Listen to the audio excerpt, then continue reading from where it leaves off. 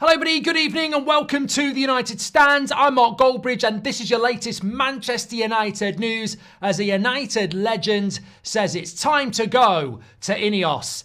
Will they do it though? We'll talk about that. Also, we've got a big update from David Ornstein in relation to the January transfer window, how active Man United are going to be and who will be running it in the absence of Dan Ashworth. We'll talk about that. Also, could Jadon Sancho be making a return? We'll answer that question. A lot of people have been asking that today. Is Lisandro Martinez's form a bit of a concern at the moment? Another ex-player has lambasted Man United's transfer window and said it's set us back a year. Is that fair? I've got a lot to talk about on the show tonight. Also, been talking about Qatar, some of the stuff that Sir Jim Radcliffe has said, and a few other bits as well that have come out. So lots to get into on the show tonight, but we're going to start off with time to go INEOS is the message from an ex-United player. That player is Rio Ferdinand, by the way. So we'll talk about what he's had to say. I think it's great that you, the community, and us, the United Stand, are influencing the way the mainstream are talking now, and we'll talk about that in a moment. But before we do that, we are sponsored by Manscaped on the show tonight. Christmas is coming. Trim the grass to make the yard look bigger. You can get 20% off and free worldwide shipping with the code TUS20 by scanning the QR code and going through the link in the description. Now I'm going to go in my magic bag here. I'm just going to pull out the brand new Chairman Pro electric foil shaver. This is the game-changing tool that brings the luxury of a professional shave right into your home. It's got FlexAdjust technology, it's got precision shaving, it's waterproof design, and it's powerful performance. This is out new. You can get it today, order it today, shipped worldwide with 20% off. They've also got the beard trimmer if you want to go for that. They've got the weed whacker that goes up the nose.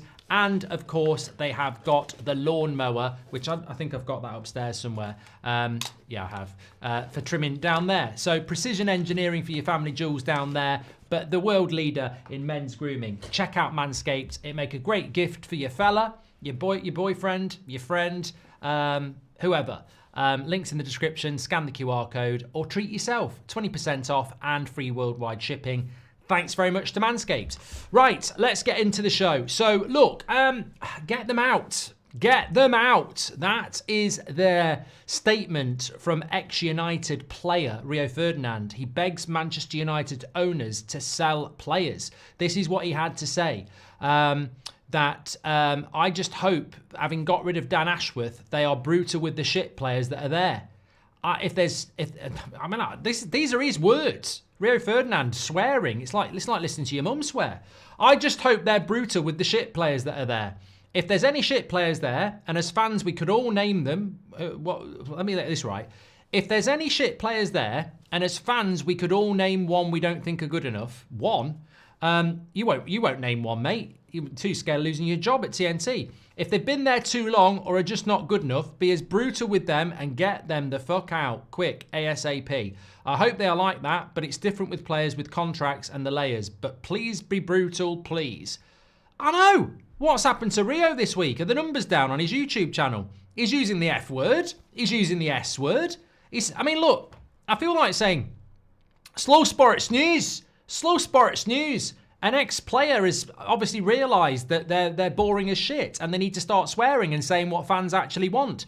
But I think this is great. I think this is absolutely brilliant because we've been doing it for years. We've got Gary Neville doing a watch-along last week. We've got Rio Ferdinand obviously reacting to that and going, what can I do from YouTube? He's using the F word. He's using the S word.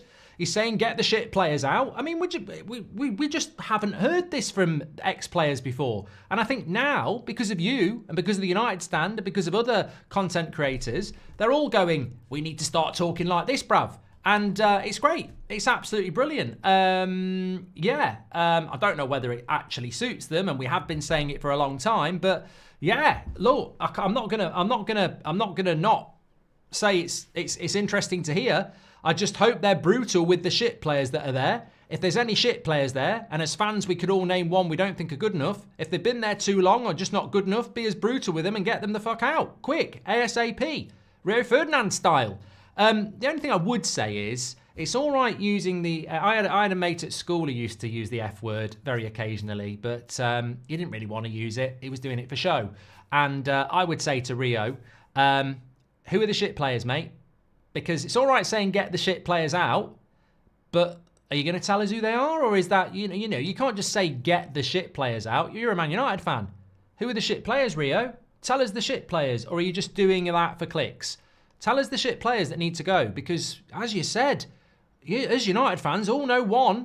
I know about 9. So who are the players that need to go?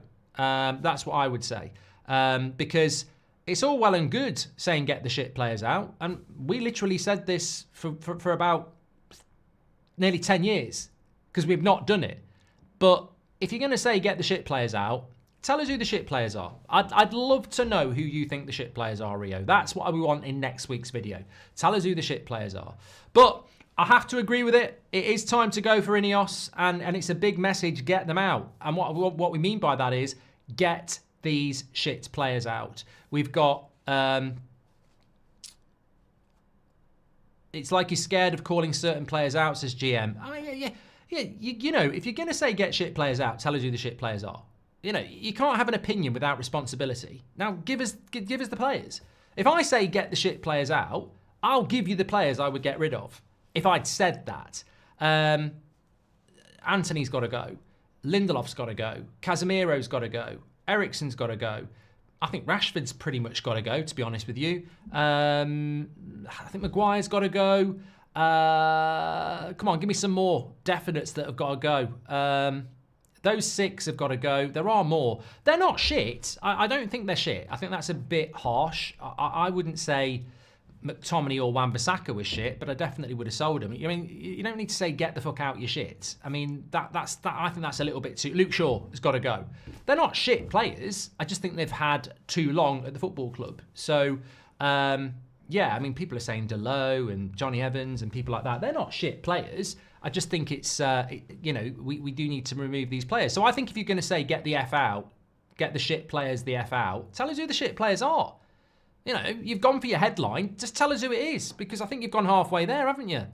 You've gone round to, you've gone to the bar to get everyone a drink, finally, and everyone's going, Rio's going to the bar, he's one of us. Then he's got to the bar and gone, where are the toilets? I'm running for it.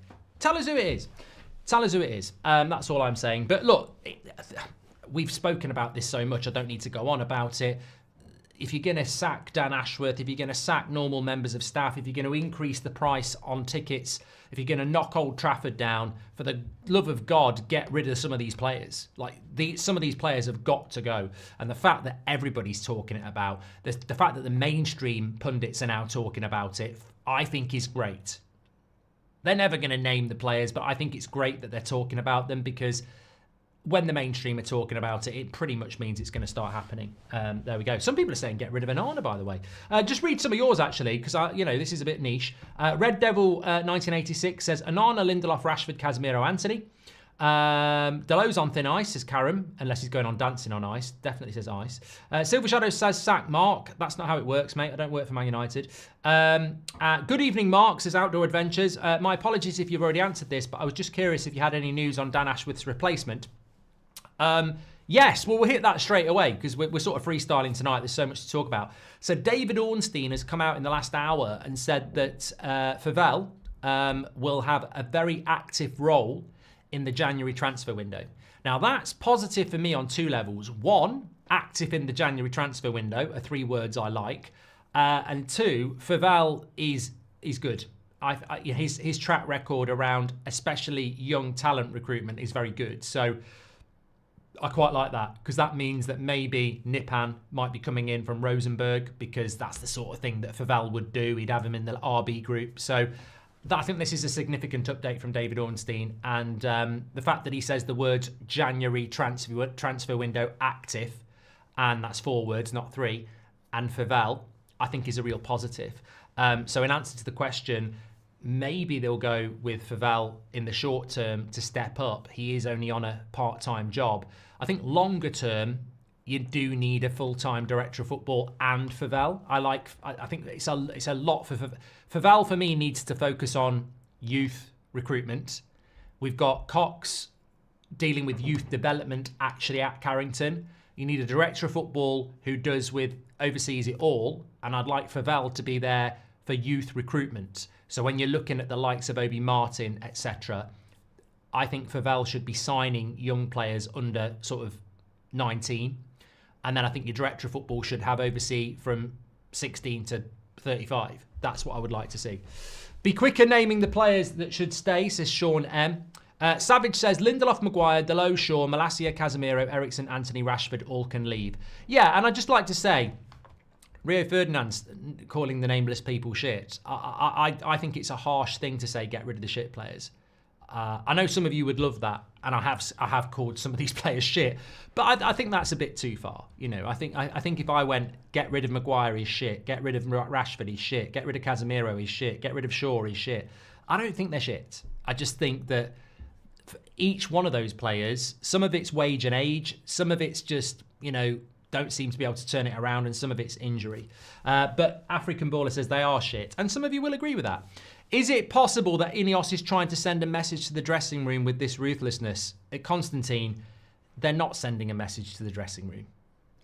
No Man United player is going to be sat there going, they've just bumped up the ticket prices by a tenner. Oh my God, I'm terrified. Oh my God, they've just sacked Dan Ashworth. Oh, well, we could be next. They're not going to think. These players, I said this to you 18 months ago, sacrificial lamb is the only thing that's going to get these players worried. And a sacrificial lamb cannot be the guy who works in accounts or Dan Ashworth. It needs to be a teammate on the bus who they thought was safe, who gets voted out. That's what it needs to be. Yeah, as Sean Little says, sacrificial lamb, like you say, something to shock. I genuinely think if they removed... if they got rid of Marcus Rashford, that would send massive statement to the dressing room, to the football club, to the media, to the fans. That would be massive. I think if you let somebody like Delo go to Real Madrid, that would be massive as well. So it doesn't have to be who you think it's going to be, but it needs to be somebody that you wouldn't expect to be sold. Not because they're not good enough, but just because they're on a long contract or something like that. Letting Luke Shaw go would be significant as well if they went, look, we've got to let him go, we're going to pay him off, etc. The more noise from the media will put pressure onto INEOS needing to remove players. I can only see this as a positive, says Ewan. I completely agree. Outdoor Adventure, we've read that. Does Sancho walk straight back into the left number 10? Says Vinny Red 1. How are you, Mark? Loved today's podcast show. It was a cracker, wasn't it, Rub? Thank you very much for listening. Ranić for Director of Football, says Lee Willoughby. INEOS gave the Glazers a lifeline which stopped the Glazers out movement. We need to get them all out. Full sale is needed to regain our club. There's some good stuff coming in tonight, Baitface. Oh, I've got 5 memberships to give up in a minute as well. Are Glazers United using United and players as a store of value, says Keel Robinson. Clubs are jokes, says Simon, who's been a member for 20 months, and Savage is a new member. Right, I'm going to go back through this. INEOS gave the Glazers a lifeline which stopped the Glazers out movement. We need to get them all out. Full sale is needed. Lots of people are talking like Baitface Ray at the moment, and I think it's quite interesting because you know what, I revisited in my mind where we were a year ago, and I said that, look, I can't lie, or I can change my opinion, but I can't hide from some of the stuff I said. I said anybody, and it was the Elliott Group, wasn't it? The Elliott Investment Group was an American group looking at Man United. And basically, they were looking to buy 25%. And I said, when I heard that story, anybody who gets into bed with the Glazers and keeps them in power is an enemy of the football club. I said those words. I was referring to the Elliott Group, but I said the words and I meant the words. I didn't actually think Sir Jim Radcliffe was going to do that, because at that time, Sir Jim was trying to buy all of it. And then it was 75%, and then it was 55%, and then it was 25%. But I had to retain the fact that if you get into bed with the Glazers, you are an enemy of the football club, because they have made this football club what it is today. They've lumbered us in debt. They've, messed everything up. They've let Old Trafford rust. We mustn't forget that whilst people are looking at INEOS and scrutinising them, I'm not surprised. I don't think anybody that wanted a full sale is surprised that we're here. Doesn't mean we're going to fail. Doesn't mean INEOS are going to fail. Doesn't mean they're not going to be a success. But I definitely expected some bumps in the road. How significant those bumps are going to be, we're going to have to wait and see. But when you look at the detail of the deal, so what annoyed some of us is that our stance was not Qatar. It was just Qatar was the only one offering what we wanted. many United fans had a very simple principle of full sale, Glazers out, and debt gone. And whoever represented that was going to get our vote. And unfortunately, there was only one, and that was Qatar. The people who were, got a stiffy for INEOS, I think I said at the time, and I think many people said at the time, this deal, you don't even know today what it is a year later. Nobody actually knows the detail of this deal. You've got all these journalists turning up to bloody press conferences trying to talk about leaks. They think they're bloody plumbers. But not one of them in a year has uncovered the true detail of the deal that INEOS have done with Glazers. You got morons, aggregators in the nose telling us that INEOS are buying 25% now and by 2026 they'll own all the club. 2026 is 13 months away.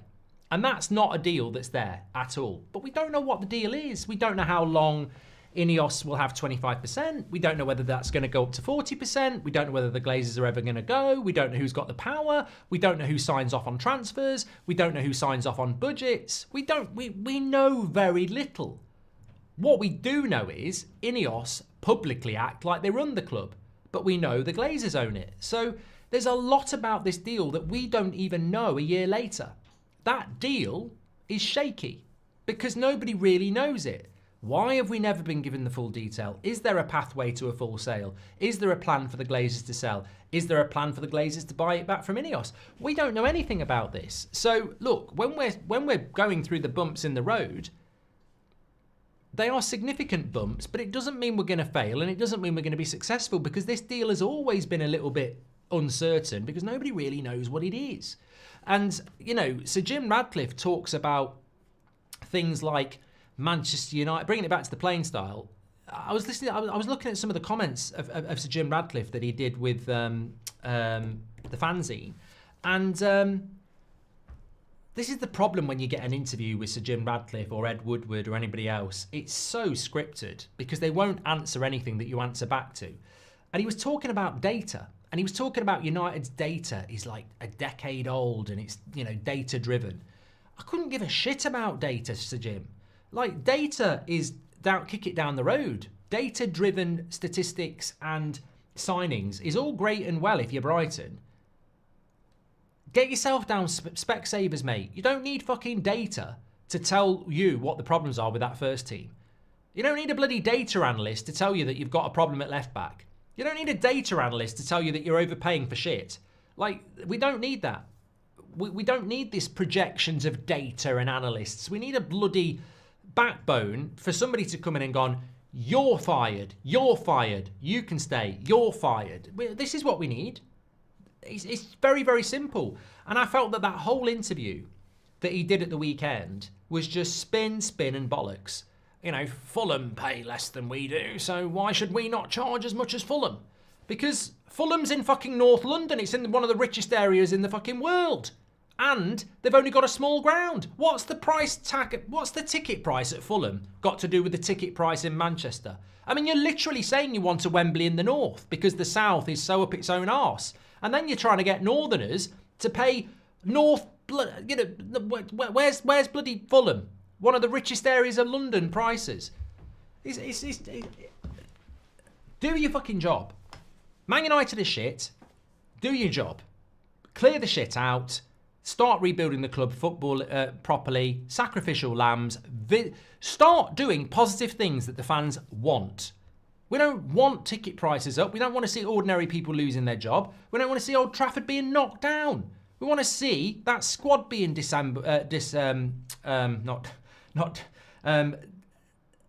torn apart, basically. That's what we want. Anyway, I sent you a report on the effects of private equity in sports, and it's not good, bruv, says Ndibwa. It's an amazing trend. They all fail.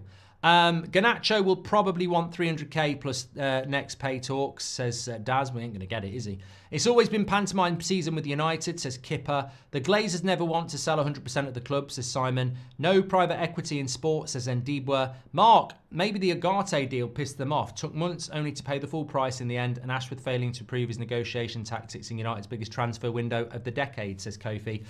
Mike, thank you very much for gifting a membership, as usual. If the low goes, we may get David this, says Lee Willoughby. And I'm not saying Bruno, a player of that magnitude, says Sean Little in relation to sacrificial lamb. The new director of football, Mark Goldbridge, says Tracy Taylor. No left back, goal scoring senior striker, and still have massive earners underperforming. And 13th is sacking Ashworth. Really surprising, says Benny Custard.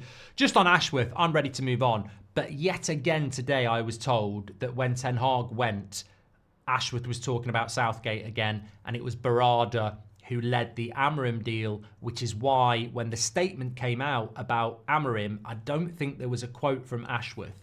So apparently that is a massive reason. Like, there's a lot of stuff out there, I was told this afternoon, that's not true around INEOS being angry with the summer transfer window because they picked a lot of those players.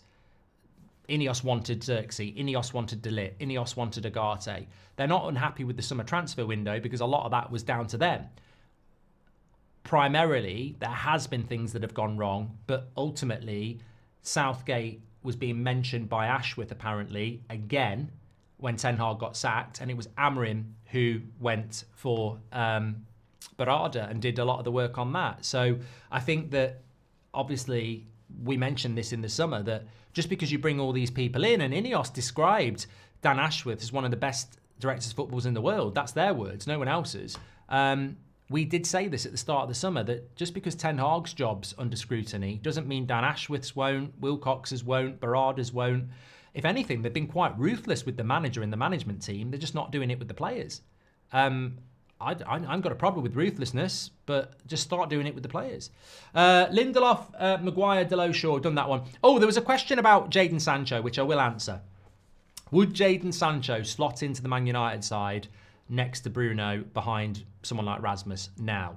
I think that if you watched him yesterday, you would say yes, but he hasn't been doing that every game for Chelsea, by the way. So, look, if you're basing it on yesterday, Jadon Sancho played very, very well. But he's a Chelsea player. Do you want to be a beg? Like, is that what you want to be as a Man United fan? Do you want to be there kissing arse of a Chelsea player and Chelsea and saying, oh, you know, we wish we still had him? I mean, when does your pride kick in? Like, he's not a Man United player anymore. So you either move on or you keep being a beg. In relation to Jadon Sancho, by the way, there are people that think we can bring him back. Can I just clarify the facts that have been put out about that deal? Chelsea have an obligation to buy if they finish in the top half of the table. That's the deal. He's not coming back and we make a decision. We did a deal with Chelsea where they have an obligation to buy him if they finish in the top half of the table. So obligation to buy means they have to buy him if they finish in the top half. And judging by how he played yesterday, they will do, because they're going to get him for about £25 million. So we need to move on from Jadon Sancho. I was quite happy with the deal. I said we shouldn't have sold him to Chelsea, but, you know, we have to move on. So the chances of him coming back, very, very slim. Scott, welcome to the... But I think he was Chelsea's best player yesterday. You know, when I see it, I see it. If you had one request for the new director of football to achieve, what would it be, Mark? Player out is still all I care about. Yeah, Reese, I'm not even bothered about recruitment. I actually saw... Scott Reena has just gifted 10 memberships, by the way. I've got 5 to give away in a minute. Is Sancho pulling up trees? No, he's not, says Sean. Look, he played very well yesterday, but I think that's the first time he's played well in the Premier League for them to that level. But we've got to move on from that. I mean, people talk about Jadon Sancho. You'd be better off talking about somebody that actually could come to Manchester United in the Premier League that impresses you. Like, Sancho's the past. That ship has sailed. Whether it should have been sailed at United or not, well... there were opportunities there, so we need to move on from that. Just on the transfers, though, I saw, who was it? Joe Cole, that was it. Another ex-player sticking his nose in Man United's business. And I tried to write down what he said, but I can't read my own bloody writing. And he basically said that in relation to Manchester United's transfers, the summer transfer window for United was terrible, and it set them back a year. And I know we've sort of touched on this a little bit, but I was thinking, our summer transfer window was terrible and it set us back a year. It really annoys me how analytically shit people are when they stick their nose in on Man United. I find it so irritating. So irritating. It's like It's like someone coming around your house when you're vegetarian and saying, let's get some burgers in. Like, do your fucking homework. Unless it's a veggie burger, we ain't eating it. And people who stick their nose into Man United because they've got a job on the telly and Man United are on the telly, they don't bloody watch anything, do they? They haven't got a bloody clue. Like, we had a terrible summer transfer window. No, we didn't. It set us back a year. No, it didn't. I'll tell you who, when I look at this Manchester United side, it's not new signings who are holding us back. The new signings are not why we're doing shit. We're nearly at Christmas. The season started in August, and it's not the new signings that have put us into 13th place. It really isn't. Mazraoui's been our player of the season. De Ligt's been ridiculously consistent since probably mid-September. Yoro was injured, and Agate, again, won man of the match at the weekend. He just wasn't being used by the person who bought him. So I actually would say, I mean, Xerxes the only question mark at the moment. 4 out of our 5 signings have been really good. And this is what I mean about the media and the bullshit they spread. Oh, what a surprise. None of our signings were English. Oh, they're all foreign. Oh, they're all shit. You know, it's the same old bullshit. Why do these morons get an opportunity to talk about our football club? Like, they don't even know, and it's dangerous. There is this myth, since Dan Ashworth's been sacked, that we have had a shit transfer window in the summer, and we literally haven't. We haven't. Look, we said at the start of the show, who were the shit players, Rio? And I guarantee you, the shit players are not any of our new signings. Like, you could list 7, 8 players, and none of them would be new signings. So I think we know where the problem is, and I think these pundits and the media need to stop being scared of upsetting some of these British players and actually telling the truth. Because some of these players have been here for 5 months and done well for 5 months. Some of these players have been for 5 years and been pretty shit. So we need to stop saying it how it is. The shit players are not the new signings. Because a new signing must be given at least a year anyway. That's whether it's Man United, Liverpool, Arsenal. A new signing can take time. Look at Gravenberch at Liverpool. It took him 12 months. So the new signings are not the problem. The summer transfer window didn't set us back. I tell you what set us back, not getting rid of the deadwood. What has set this football club back, Joe Cole, is not new signings. What has set this football club back for a decade is the inability to remove the deadwood. It's been going on for years. I remember saying this about people like Marcus Rojo.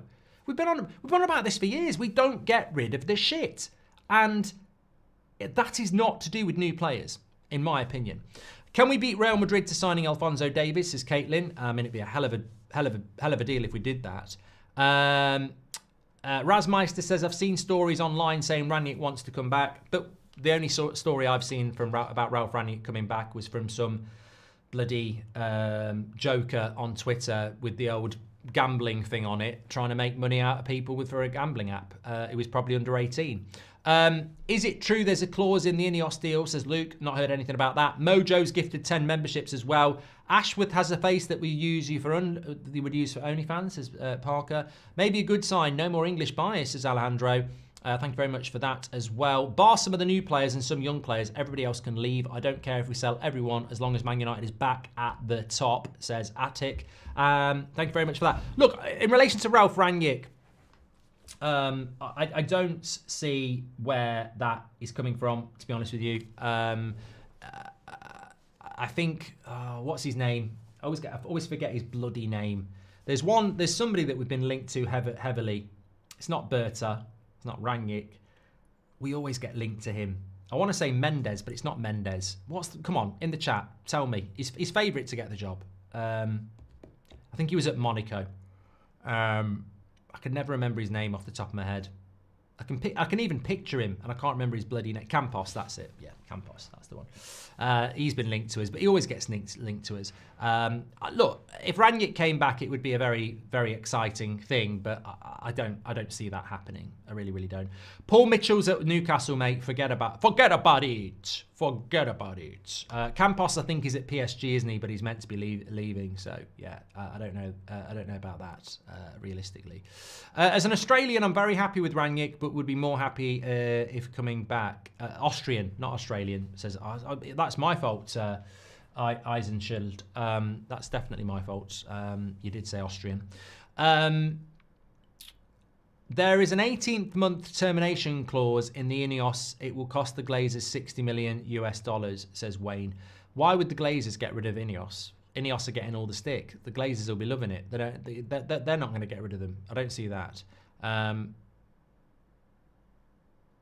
Mark, given where we are now, fast forward to May, what would you consider a good season both on and off the pitch, says Muiz. Well, I think it says it in the title. I think at the moment, is Amorim's job getting harder or getting easier? And he's got no divine right for his job to get easier, but I think they're certainly making it harder. The hope would be that by making it, by doing what they're doing, I mean, maybe things will get better in the longer term. I'm hoping short-term pain, long-term gain. I didn't want short-term win for long-term pain. So I'm hoping that actually things will start to improve. When they're going to start to improve, I mean, look, some of these players could shock us. We might be saying get rid of these players, they're shit, and some of them might actually turn it around. I mean, that would be nice, wouldn't it? Because it's a lot cheaper to keep somebody than it is to try and get rid of them and replace them. But is that likely to happen? Some would say no. It's certainly not going to happen with all of them. I mean, the list is long, isn't it? I mean, is Luke Shaw going to stay fit? Is Mason Mount going to stay fit? Are all our new signings going to end up being good signings? Are all the younger players going to develop into top players? You know, are some of our players who are in their 30s going to get better or worse? Are some of the players like, around their mid-20s, the Delos, the Rashfords, the Mounts, are they going to find consistency? There's a lot. I mean, some of them things will happen, but they won't all happen, will they? And that means you've got to move those players on and replace them. And the sooner you do that, the better. So for me, I look at it, and I've been very consistent about this, and I think you have as well. We've been saying it for years. The quicker we get rid of players and replace them, the better. What we shouldn't do, and we've done it, I mean, there are certain players that we've done this for multiple times. Another chance, another chance, another chance. Oh, they've been really working hard in training. Another chance. Oh, they've had a great pre-season. Another chance, another chance, another chance. We've given these players more chances than a bloody cat, and it just doesn't work out. Sometimes they'll have a good game or two, and everyone goes, they're back, but they're not back. The way I look at it is, if you've been shit for 10 months, then you're not back until you've been good for 10 months. But what certain people do, fans, media, managers, is a player will be consistently bad for a year. They'll have a good 2 or 3 games, they're back. And we have to reset again. But they're not. But how can somebody be back when they have a good month? When they've had a bad year? Like, it doesn't make sense, does it? Bad year, good month. They're back. They're back. They've had a good month. They're back. Oh, they're being rubbish again. We do this all the time. The media are terrible for it because they have certain players that they're obsessed with, and this is the downside of Manchester United. We are the most scrutinised football club in England, and a player has a half decent game and they're back, even if they've been rubbish for ages. So. I don't know. I just don't know whether it's possible for some of these players to turn it around. And I also think a lot of them have had too many chances anyway. I said a year ago, if we get INEOS, we will be like someone on Bullseye saying, take a look at what we could have won. They fooled everyone like my tricks, says Ross. It's not worth thinking about, Ross, but I have thought about it. Not for a while, but I did think about it today. I mean, I've not thought about Qatar for a while. I mean, the last time we sort of spoke about them was when they were looking at suing United because of the misinformation, weren't they? That they'd never put a bid in or something like that. Very weird that we never got to the bottom of that. So I've never really thought about them since then, but I was thinking about the Qatari bid today and I thought, where would we be? And we're entitled to ask this question.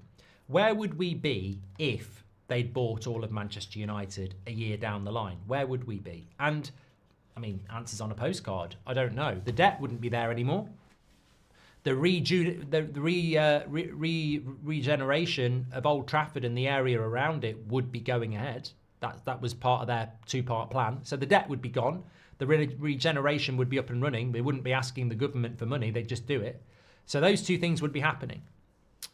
And that's about all I can tell you. I wouldn't say who the manager would be. I wouldn't say who would have been sold. I wouldn't say who would have been bought or where we would be in the league.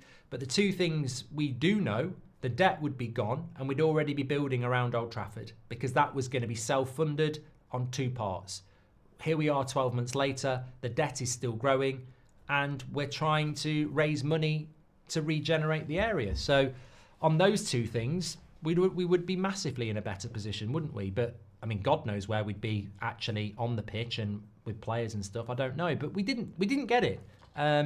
Sometimes it's worth just thinking where we'd be, but we don't really know. We might be in a better position, we might be in a worse position, but we didn't get that because the Glazers decided not to do what they were thinking of doing. Were they ever going to do it? And we got what we got. And I would rather have INEOS and the Glazers than just the Glazers, but it's not what I actually wanted. I don't think anybody really wanted this. And the sooner, I mean, I don't even know if the plan is from INEOS to buy all of the club. If it's a vanity project, why would you buy all of something that people act like you own anyway? Why would you buy 100% of United when everybody talks about you anyway? I mean, everything we talk about is INEOS. INEOS have sacked Dan Ashworth. Sir Jim Radcliffe's given an interview. I mean, it's a remarkable spin on a falsity, isn't it? The club's owned by the Glazers. They don't do any interviews. They don't talk. So why would Sir Jim Radcliffe want to buy all of it when everybody acts like he owns all of it anyway? It's so I don't think there is a pathway to full ownership. I don't think there is a pathway to removing the debt. I don't think there is a pathway to removing the Glazers. And it's funny because some fan groups pledged their whole sort of motto on removing the Glazers and they completely abandoned it for something else. It's a shame. Hi, Mark. Let's be honest. How many players can we make a profit on, says Eric? Well, Eric, the honest answer is not many, but that's not what we should be doing. We didn't make a profit on Dan Ashworth. We got rid of him. We didn't make a profit on Eric Ten Hag. We got rid of him. Why do we need to make a profit on these players? We just get rid of them. The reason we want to get rid of them is because they're not good enough. We're not going to make a bloody profit on them, are we? Jacob L, welcome to the Members Club. Thank you very much. Do you think Sir Alex sleeps at night, says Caitlin? I'm pretty sure he does, mate, yeah.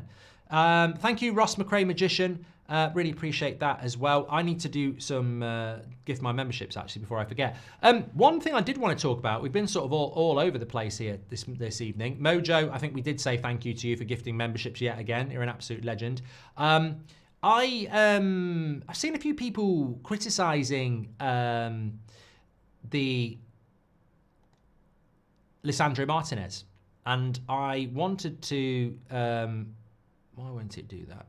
Oh, I guess I'm a fucking tits. All right, I will find. Okay, yeah, Martinez has been criticised a little bit recently, and I wondered what people's thoughts were on this because he had a bad game at the weekend. There's no doubt about that. But that's not going to work that way. Sorry, I'll have to do it on a different one.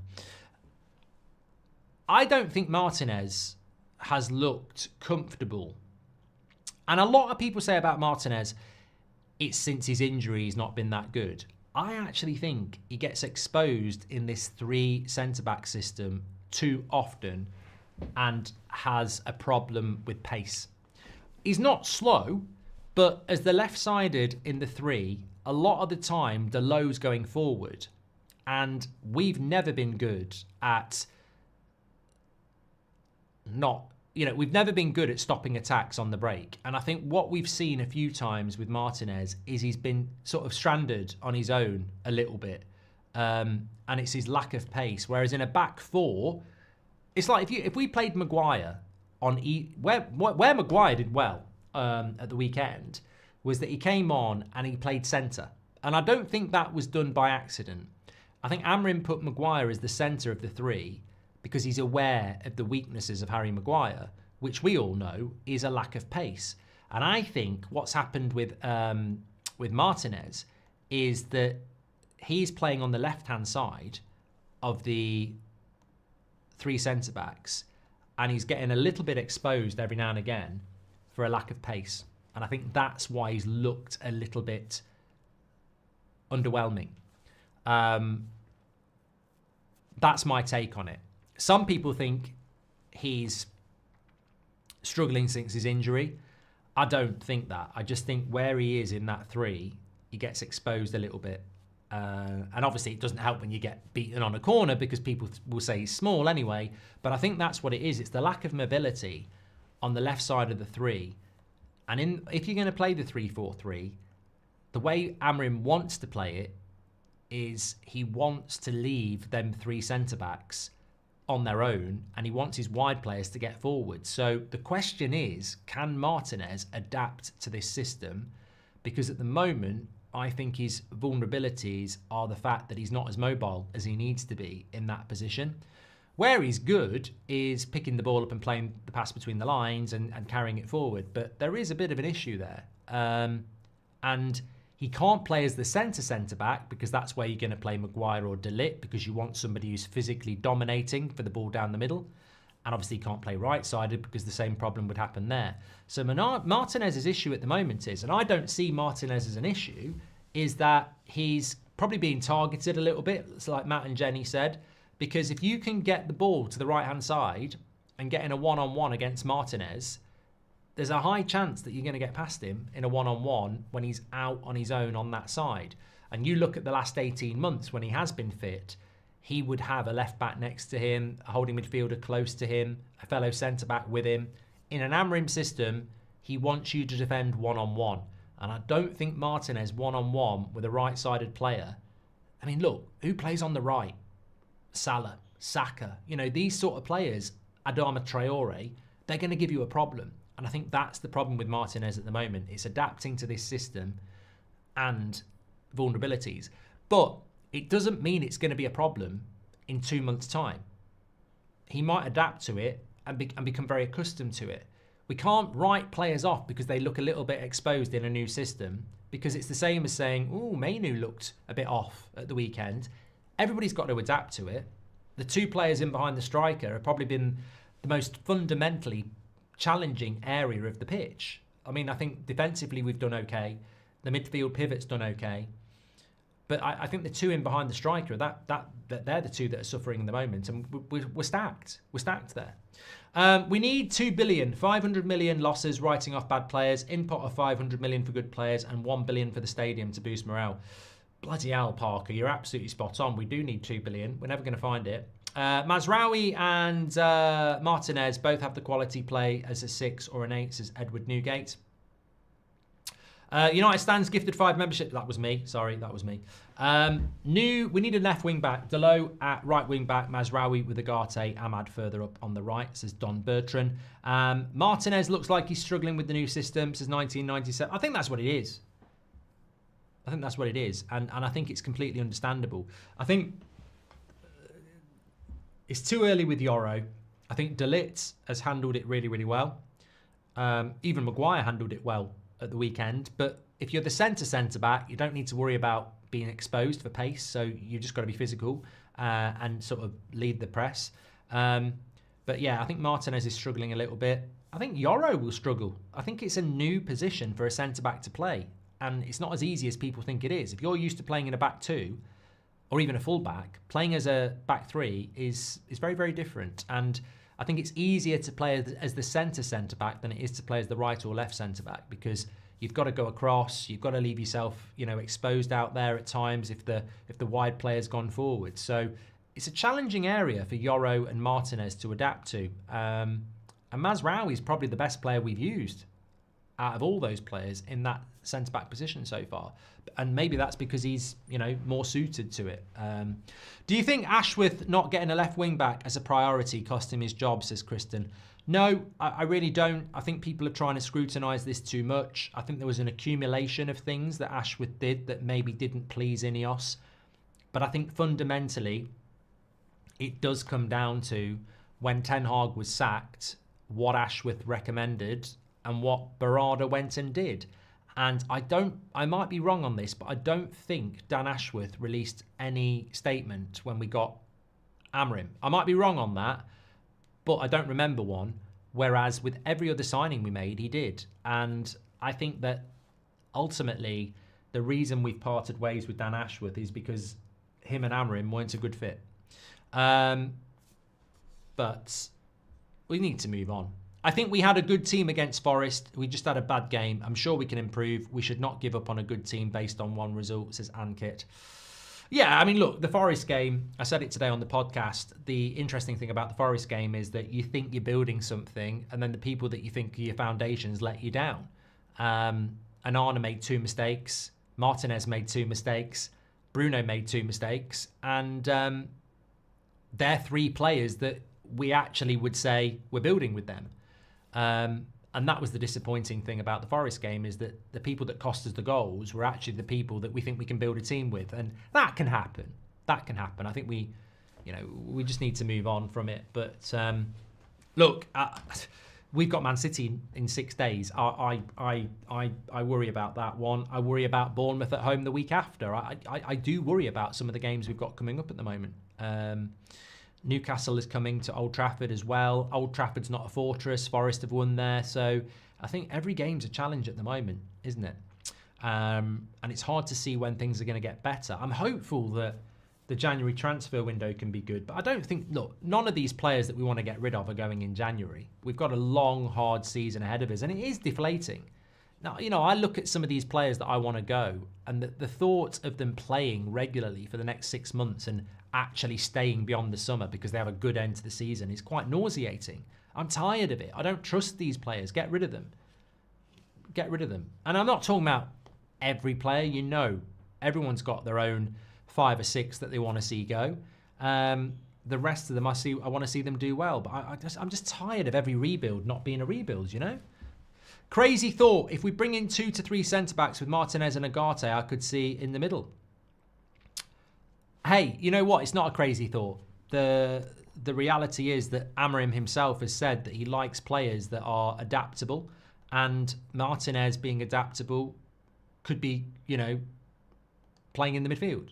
Many of you have said that before. I mean, you might even get Victor Lindelof as a holding midfielder. You've wanted that for a while. Hi, Mark. Would you rather INEOS or Todd Boehly at United, says Dullin.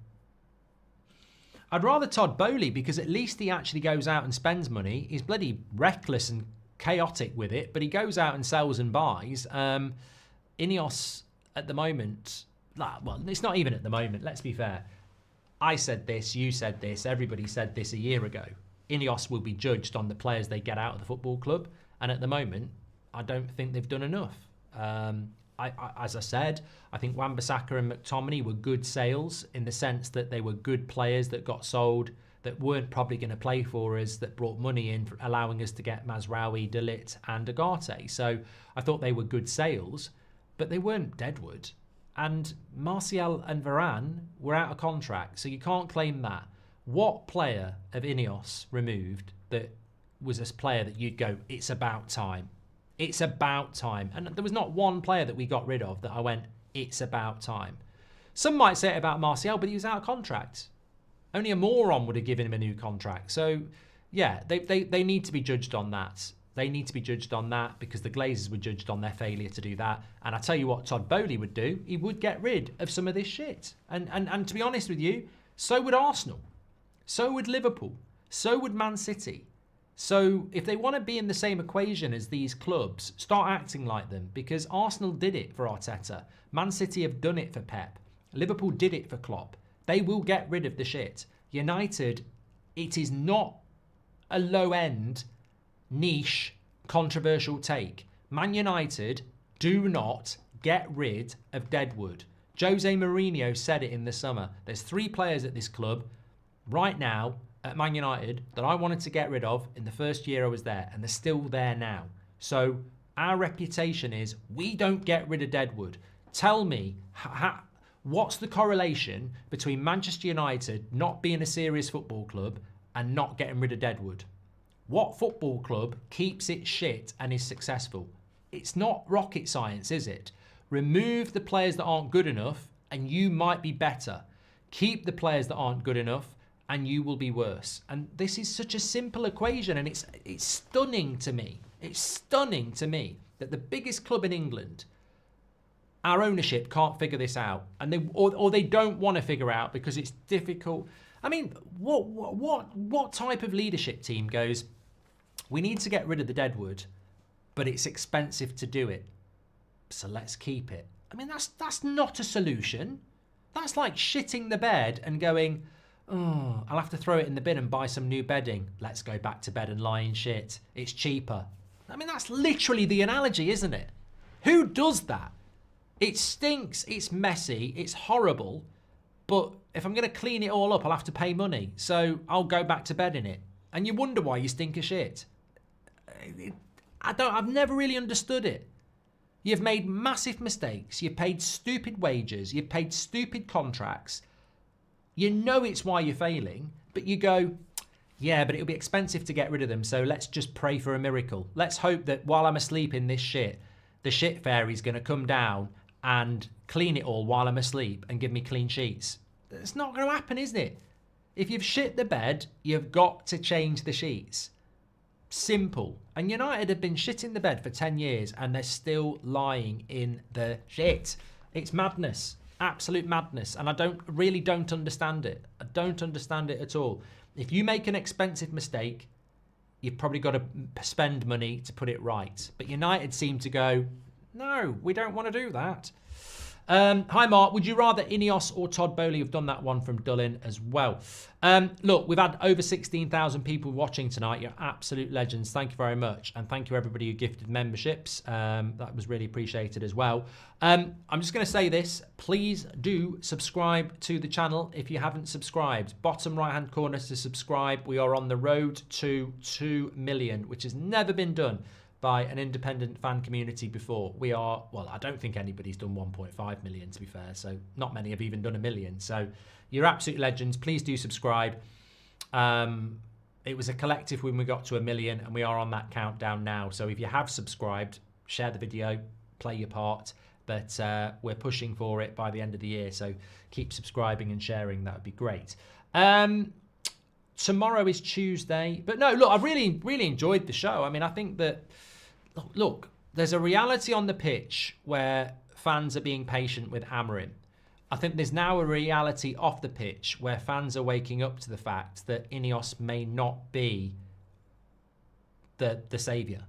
They might be frauds. They might be incompetent. They might be unlucky. They might be the saviour. We just don't know. But I think a lot of people, when we got them, wanted to polish something that they didn't even know what it was. They didn't know what the deal was. They didn't know what INEOS were going to be like, and they were telling us it's great, it's amazing. And I thought, you know what? These are part of the problem, these people, because they haven't got a bloody clue what's going to happen. I'm still confident that we can turn this around and be successful, but the honeymoon's over, isn't it? They've made unpopular decisions. They're the ones that have poked the fans. You know, they've willingly done it. Ticket prices, etc., knocking Old Trafford down, etc. They're the ones that are doing this, and they're the ones that are responsible for the failure on the pitch. They've got to step up. They might not like the criticism, but that's what's going to happen when you run a football club. When you own a football club like Man United, you're not going to get a honeymoon that goes on forever. Reality bites. It's time to deliver. And if they want to win some points, not just with the fans, but on the bloody league table as well, if you want to win some points, do what everybody's been talking about all this show and everybody's been talking about for years. Actually start clearing some of these twats out of this football club, because I tell you what, you might think it's controversial and you might get a bit of stick from the media, but the United fan base, in the majority, would probably applaud you if you started getting rid of some of these players and got ruthless, because we've been crying out for it for a long time. Long time. Keel Robinson says Blockbuster. I don't know what he's talking about there, but there we go. Don't forget to check out Manscaped. Fantastic offer there, 20% and free worldwide shipping. Absolute legends tonight. Really appreciate it. I'm off to watch a bit of a Christmas film, I think. It's that time of year, isn't it? So if I was saying it in June, it would be a bit weird. Back with you tomorrow on the 10 o'clock show. Building towards Victoria Plaza as well. We'll have a preview tomorrow as well. We're out there, actually, so we'll probably be in the press conference as well. Lots to look forward to. Make sure you smash a like and subscribe. I will speak to you later. Absolutely loved the show tonight. Lots to get into. Lots of good opinions. That's what it's all about. Take care. The best community. Absolute legends. I'll speak to you in a bit.